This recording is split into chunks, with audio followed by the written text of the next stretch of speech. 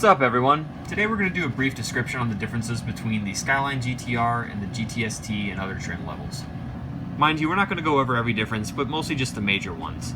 Here we have a photo of an R32 Skyline GTS-t. Now here's an important thing to remember. If it's not a GTR, a GTS-4, or a GTS-t, then it doesn't have a turbocharger. So the GTS, GTE, and GXI, or whatever that weak little 4-cylinder 90 horsepower thing is that nobody cares about, those cars don't have turbochargers. The GTS-t, however, and GTS-4 do.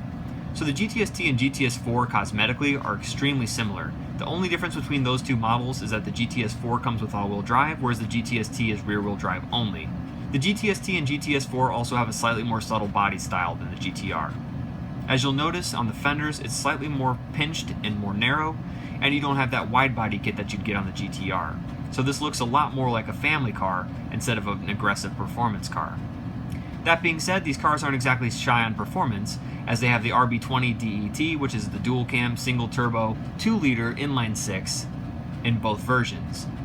This motor made about 212 horsepower from the factory, so it's not exactly weak, and is easily tunable much like the GTR. The interiors are also slightly different, as they don't have the aggressive GTR-style racing buckets, although the seats are still somewhat comfortable and will hold you in place pretty well. And here we have a Nissan Skyline GTR R32. So right off the bat, you'll notice that the body's a little bit different, a little bit more aggressive, a little bit wider. Plus this car comes only with all-wheel drive, as well as the RB26 DETT, so that's a dual-cam, twin-turbo 2.6 inline 6.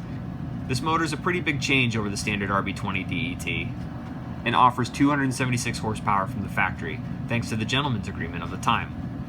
Some people are probably asking, what about the RB25 DET and the R32 GTS-25T?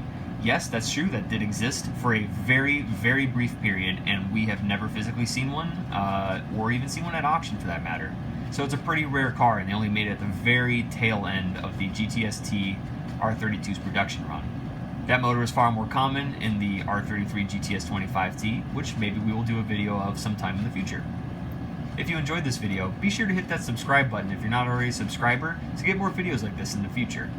Thanks for watching this video, and have a good one.